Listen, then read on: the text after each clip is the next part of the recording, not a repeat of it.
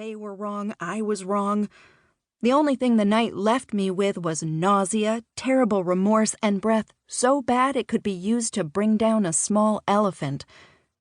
As much as I needed a drink of water and a hot shower to clean off my regret, I had to find my clothes. One of my red leather heels was under the coffee table, and, after further inspection, I found the other behind the lavender couch.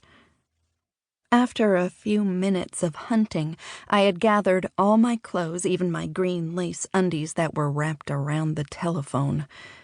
I dressed quickly, if not clumsily, and thought maybe I should be glad I couldn't remember anything. As I closed the door to his room behind me and stumbled my way toward the elevator, I considered turning back to leave a note. But then I imagined what I would write in my current mental state. Hey, you. Yeah, you know who you are, so let's not play that game where I impress you with my ability to recall your name. I'm the one you had sex with last night. I'd like to say it was great, but since I was blackout drunk, I won't comment on what I don't know. And that brings me to a very important point.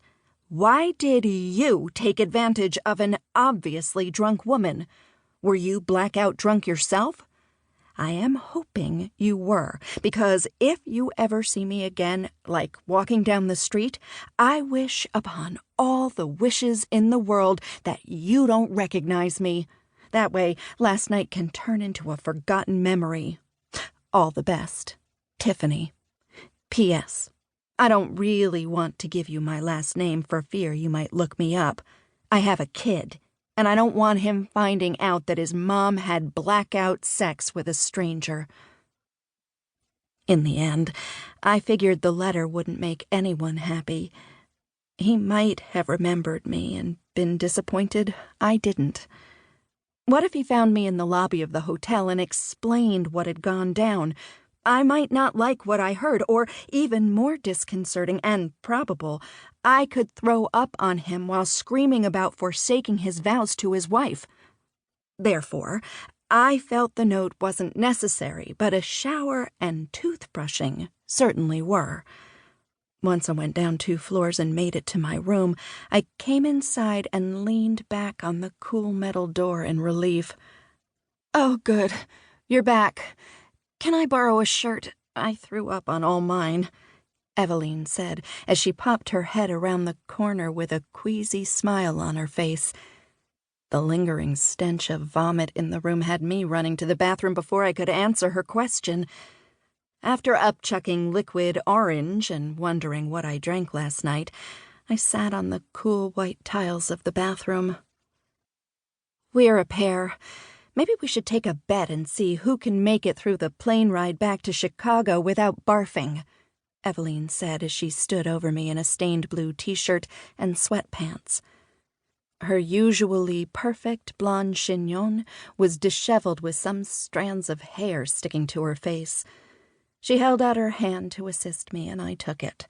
I put my other hand on the toilet seat to get up, thinking I was helping, but realizing too late it only worsened the situation.